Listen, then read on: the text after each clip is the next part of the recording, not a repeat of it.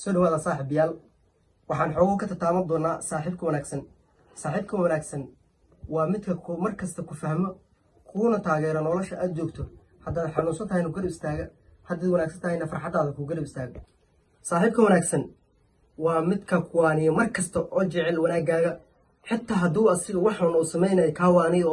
oo ku yidhaahda sidaas wanaagsan saaxiibka wanaagsan waa midka xiiseeya mar kasta hadalkaaga haddii aad ka sheekaynayso xitaa maanta meelii aad soo martay iyo waxyaabihii yarka aad soo qabatay waagiyeed waxyaabihii aad soo qaban jirtay waa midka mar kasta xiiseeya hadalkaaga oo kugu taageera midda kale saaxiibka wanaagsan waa kan aad u sheegan karto sirtaada dhammaan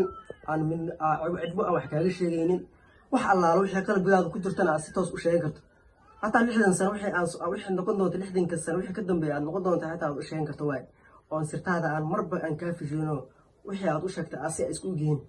midaa saaxiibanahay ayaan wada sheekaysanay aan galab 10 saac camal meelahaas inay doono mayna Soomaali sa u sheekaysanay maqribka dukan ka dambeeya ismaac salaameyn bal maqribka ismaac salaameyn si toos ah uma kala tagin sida u sheekaysanay waxaan arkay anigu 5 saac taagan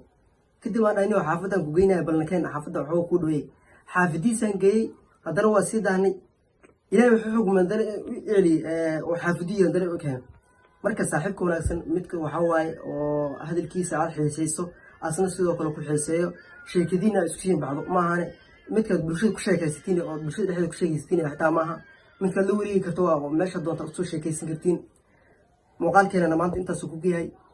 bal adiga saaxiibkaaga waxyaabo uu qaas ku yahay nagula soo wadaag halkaas hoose ku mooshin galay muuqaalkaana gaarsiin midka saaxiibkaaga muuqaalkeena maanta intaas ku yahay. Assalaamu calaykum waraxmatullaahi tacaala wabarakaatuh.